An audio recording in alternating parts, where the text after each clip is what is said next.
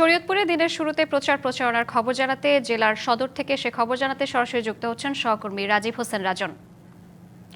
রাজন, প্রার্থীরা কি প্রতিশ্রুতি দিচ্ছেন, এছাড়া সব মিলিয়ে প্রচারণার পরিস্থিতি কেমন দেখছেন জানাবেন?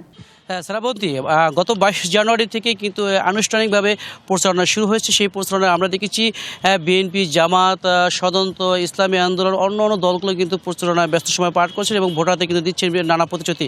আমরা দেখেছি এই নদী ভাঙ্গন নিয়ে প্রতিশ্রুতি দিচ্ছেন, অবহেলিত যে সড়কগুলো রয়েছে সেই সড়ক নিয়ে প্রতিশ্রুতি দিচ্ছেন।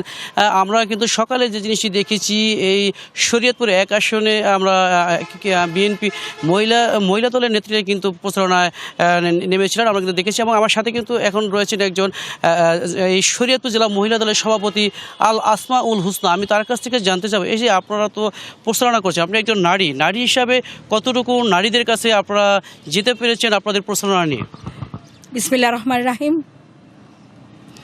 আপনারা দেখতেই পাচ্ছেন যে কত নারী এখানে দাঁড়িয়ে আছে, আর আমরা তো নিজেরাই নারী, সুতরাং আমাদের কাছে তো নারী হিসাবে আমরা প্রত্যেকের ঘরে ঘরে ইনশাল্লাহ পৌঁছে যাচ্ছি এবং প্রত্যেক নারী আমাদেরকে স্বাগত জানাচ্ছে ধানের শীষে ভোট দেওয়ার জন্য। এবং আমাদের যে শরীয়তপুর 1 আসনে জনাব সাইদ আসলাম সাহেবকে যে নমিনেশন দিয়েছেন আমাদের চেয়ারম্যান সাহেব জনাব তারেক রহমান, উনি একজন যোগ্য, সৎ, বিনয়ী এবং ভদ্র এবং দানশীল এক ব্যক্তিকে এখানে নমিনেশন দিয়েছেন।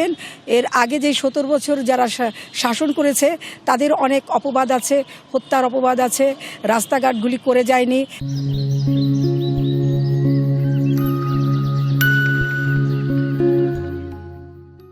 শরীয়তপুরের কোনো উন্নতই হয়নি।